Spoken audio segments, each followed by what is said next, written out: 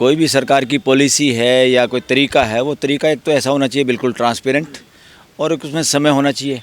इतने लोगों की आप जांच पड़ताल कर रहे हैं तो बल्कि ये होना चाहिए था तुम्हारे पास क्या रिपोर्ट है, कौन से लोग बाहर के हैं, कौन से फ्रॉड करके वोटें बनवाई हुई।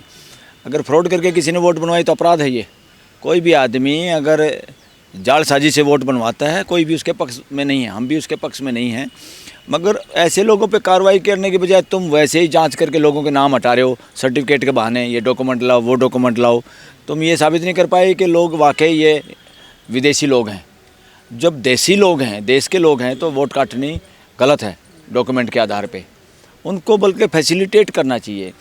लोकतंत्र में हर काम सरकार का, लोकतंत्र में एक व्यवस्था होती है, सरकार नहीं होती, राज नहीं होता। लोकतंत्र में लोकतंत्र है, तंत्र का मतलब व्यवस्था है, लोक राज नहीं है, यानी लोगों का राज नहीं है, राज लोगों का भी नहीं है, राज किसी का नहीं, कानून का भी राज नहीं है, कानून की व्यवस्था है। तो राज शब्द को तो जूते मार दिए थे, और राज को जूते मारने के लिए देश को आज़ादी मिली थी और आज़ादी ली थी, जिसके लिए देश के लोगों ने खून बहा था, अपना कुर्बानियाँ दी थी। तो इसलिए किसी का भी ये मुसलमान, क्रिश्चियन, XYZ, अगड़ा पिछड़ा, ये नॉनसेंस बातें प्रचार में भी नहीं होनी चाहिए। और इस तरह की बातों को अगर कोई पॉलिटिक्स, इवन चाहे वो प्राइम मिनिस्टर हो, गृह मंत्री हो, कोई मुख्यमंत्री हो, गृह मंत्री हो स्टेट का, इस तरह की जो बात करते हैं, देश में पॉलिटिक्स में के काबिल वही आदमी हैं जो 140 करोड़ लोगों को जोड़ने की बात करते हैं या जोड़ने का मादा रखते हैं। बाकी किसी का काम पॉलिटिक्स में नहीं है, इसलिए काफ़ी चोर उचक्के पॉलिटिक्स में आ गए हैं। जज साहब कह रहे हैं कि एक आध बार वोट नहीं डालेंगे तो क्या कोई बात दिक्कत थोड़ा ही हो जाएगी? नहीं, किसी ने कहा ये बात? सुप्रीम कोर्ट के ये तो मैं कई बार कह चुका हूँ, कई बार निरी बकवास करते हैं।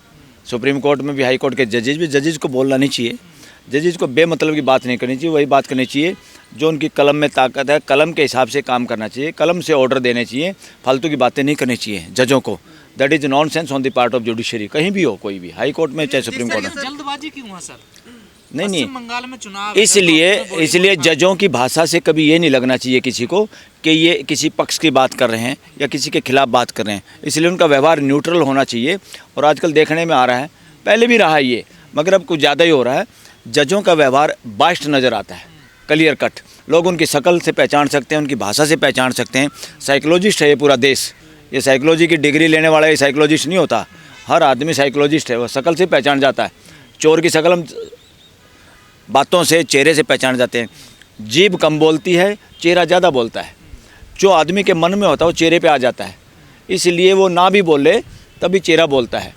इसलिए फेस स्पीक। की जल्दबाजी क्यों है इतनी? मैं कह रहा, समय नहीं है, इसकी कोई जल्दबाजी की जरूरत नहीं थी। ये सारा हिडन एजेंडे के तहत है। ये देश के लोकतंत्र के लिए अच्छा नहीं है, ये किसी पार्टी के लिए अच्छा हो सकता है। कोई सत्ता में बने रहने की आदत या सत्ता में बने रहने की लालसा जो है वो देशद्रोह है, वो भारत के लोकतंत्र के खिलाफ है। यहाँ कोई सत्ता का तो मामला ही नहीं, देश में सत्ता नाम की चिड़िया नहीं है, मगर लोग MLA, MP, CM, PM अपने आप को बादशाह समझ बैठते हैं कि हम ही देश के सांड हो गए। लोकतंत्र में कोई सांड नहीं है, ना हो सकता, ना सोचने वाला भी बेवकूफ़ है। अगर कोई ऐसा सोचता है तो उसको मेंटल हॉस्पिटल में जाके उसका ट्रीटमेंट कराना चाहिए। 27 लोगों के नाम कट गए हैं, हाँ। इनका क्या होगा सर? देखो, मैं न्यूज़ जो देख रहा था कि 54 लाख लोगों में से भी 30-35 लाख लोगों के वापस नाम हुए हैं। इसका मतलब गड़बड़ थी ना भाई, इतने लोगों का तुमने इसका मतलब इग्नोर किया। जब वो ट्रिब्यूनल या जो रिटायर्ड या जजों ने जो कमेटी बनी, उसने कैसे उनको ठीक पा लिया? इसका मतलब कितनी नाइंसाफ़ी कर रहे थे आप। और जजों ने भी जल्दबाजी में किया होगा, लोगों को और मौका मिलता तो सब अपने डॉक्यूमेंट प्रोड्यूस कर देते। सबसे ज़्यादा इसमें इफेक्ट कौन होता? गरीब तबका। और जबकि गरीब तबका को ही ज़्यादा वो मिलना चाहिए मौका, क्योंकि जरूरत उनको है व्यवस्था की, जिनके हक मारे जाते हैं, जिनको समय पे सुविधा नहीं मिलती। देश में जितना भी आप देख रहे हैं आर्थिक, उसमें 5, 4, 10 लोग हैं जिनके पास देश का आधा पैसा होगा, और बाकी लोग गरीब क्यों हैं? गरीब कोई अपने काम से नहीं है, गरीब कोई अपनी सो कॉल्ड बकवास वर्णवादी मानसिकता या उस सोच से नहीं है कि किस्मत ऐसी है। गरीब लोगों को बनाया जाता है, कोई गरीब नहीं हो सकता। गरीब अव्यवस्था लोगों को गरीब बनाती है। घर में भी गरीबी अमीरी नहीं होती, घर में रिलेशन होते हैं। किसी को एजुकेशन मिल गई, उस वक्त माँ बाप के पास पैसे थे, जब पैसे नहीं थे बड़ा कोई अनपढ़ रह गया, तो इसका मतलब ये क्या है?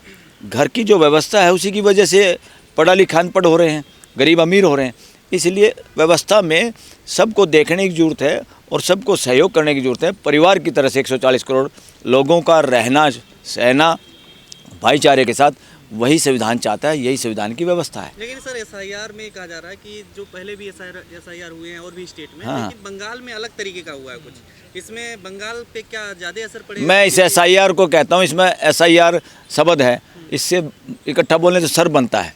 मैं कहता हूँ ये लोकतंत्र का सिर काटने के लिए, लोगों की वोट काटने के लिए, हक मारने के लिए। इसमें ईमानदारी नहीं है। जिसने भी ये पॉलिसी लागू की वो ईमानदार लोग नहीं हैं, इसके पीछे ईमानदार एजेंडा नहीं है। हाँ, जो भी लोग नकली तरीके से वोट बनवाए हुए हैं, कोई पक्ष में नहीं है पूरा देश, हम पक्ष में हो भी नहीं सकता, कोई भी नहीं हो सकता, होना भी नहीं चाहिए। उनको चेतावनी मिलनी चाहिए कि अपनी वोटें अपने आप फार्म भरें और वापस ले लें, अदरवाइज़ कार्रवाई होगी और कार्रवाई होनी चाहिए फिर, ताकि कोई भी आदमी इस तरह की शरारत ना कर सके, पॉलिटिकल पार्टियां भी ना कर सके कि एक ही घर से, एक ही टेलीफोन पे, एक ही एड्रेस पे सैकड़ों वोट। और बीजेपी भी आरोप लगे, आरोप नहीं, वो तथ्य थे, लोगों ने तथ्य रखे। और ये भी है कि 30,000 आदमी का फार्म एक आदमी भर रहा है, बीजेपी का कोई वर्कर, पॉलिटिकल वर्कर मदद कर सकते हैं लोगों की, मगर 30,000 का फार्म एक ही आदमी भर रहा है तो इस पर शक होना चाहिए। सुप्रीम कोर्ट ने इसका कॉग्निजेंस लेना चाहिए था।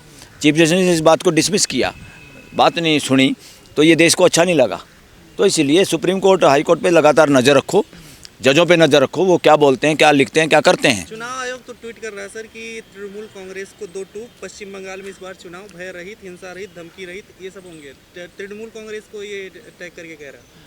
अरे ये चुनाव आयोग को इस तरह से बात कर रहे हो जैसे स्पोक्स पर्सन हो बीजेपी का, नॉनसेंस बातें कर रहा है कहीं चुनाव आयोग। उसको अपना काम है एक निष्पक्ष चुनाव कराने का, एसआईआर भी उसकी निष्पक्ष नहीं है। इससे साबित होता है चुनाव आयोग फ्रॉड तरीके से काम कर रहा है, देश का ऐसा मानना है, वकीलों का ऐसा मानना है।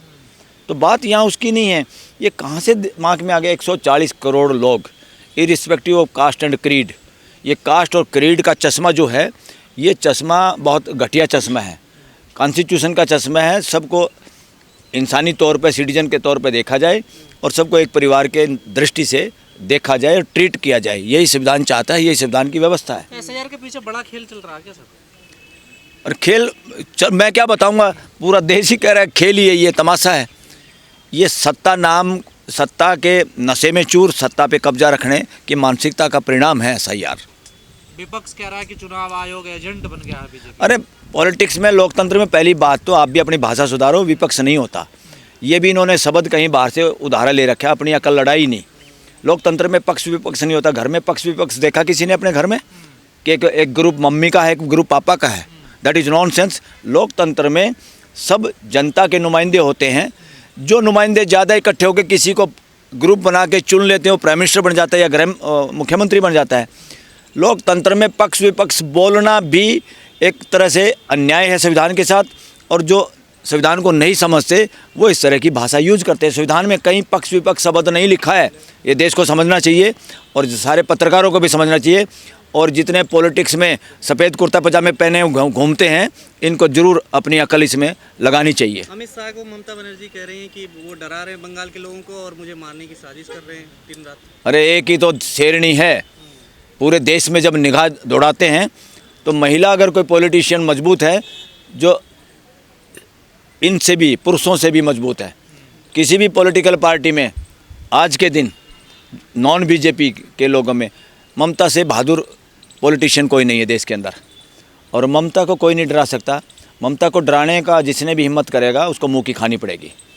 और ममता के साथ देश है, देश की पूरी भावना है ममता के साथ इस वक्त, क्योंकि वो अन्याय के खिलाफ लड़ने का मादा रखती है। जनता को टारगेट किया जा रहा है, ऐसा तो फिर बीजेपी का आना तय है? नहीं, बिल्कुल ऐसा कुछ नहीं है।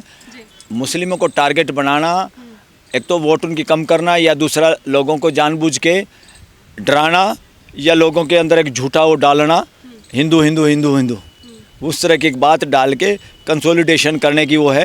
ये सारे ड्रामे हैं, इससे चुनाव नहीं जीते जाते। चुनाव जीते जाते हैं ज़्यादातर जो लोगों का मानना है, वकीलों का मानना, हेरा फेरी से।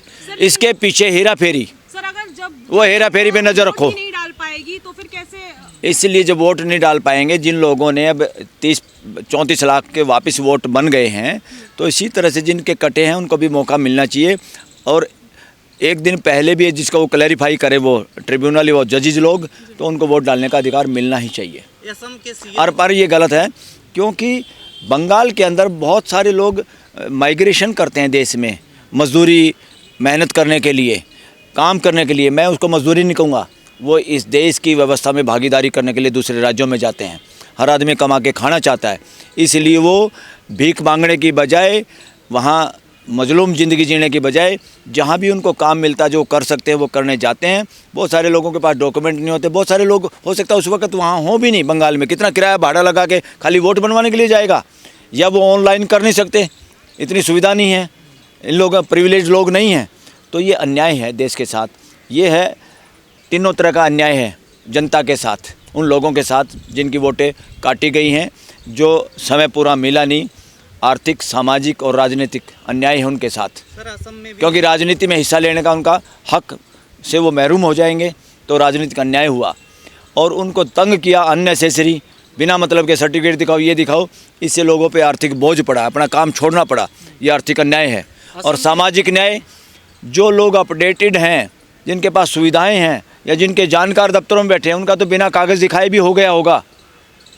और उन लोगों को सिर्फ सामाजिकता की वजह से कि वो मुस्लिम है या कोई गरीब आदमी है, उसकी वोट इसलिए काटी, उसकी जानकारी दफ्तरों में नहीं है, सो कॉल्ड बाबुओं से उसकी जानकारी नहीं है, या उनको प्रभावी लोग ने आप नहीं मानते, तो ये सामाजिक अन्याय है लोगों के सर साथ। वोटिंग से पहले कांग्रेस ने असम के मुख्यमंत्री की पत्नी पर बहुत बड़ा आरोप लगाया, उसके बाद उनकी भाषा को लेकर के सवाल उठ रहे हैं, तमाम तरीके की वो धमकी देते हुए नजर आ रहे हैं। कौन? पागल बता रहे राहुल गांधी। हेमंत बिश्व शर्मा हो, हेमंत नहीं, आजकल जितनी अपन न्यूज़ में देखते हैं सबसे ज़्यादा बकवास करता है वो, ये कौन, असम का मुख्यमंत्री सबसे ज़्यादा बकवास करता है।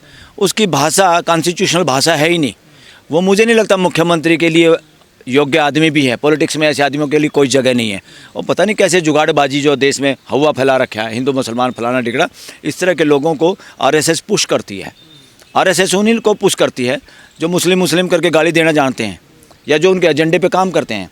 उनके हिसाब से मॉर्निंग टी पीते हैं, उनके हिसाब से फ़ोन में मोबाइल में डीपी लगाते हैं। ये उन लोग कार्रवाई करने के बजाय पुलिस यहाँ पहुँच जाती है। गलत है। ये पॉलिटिक्स के अंदर अगर कोई बोलता है, बोलने की स्वतंत्रता में हमारा देश 180 देशों में 161वें नंबर पे है। किसने डराया देश? कौन डरा रहा देश को? क्यों देश डर रहा है? कोर्ट ने भी, हाई कोर्ट, सुप्रीम कोर्ट लोगों के राइट टू एक्सप्रेशन को बचाने में फेल हुई है बुरी तरह से।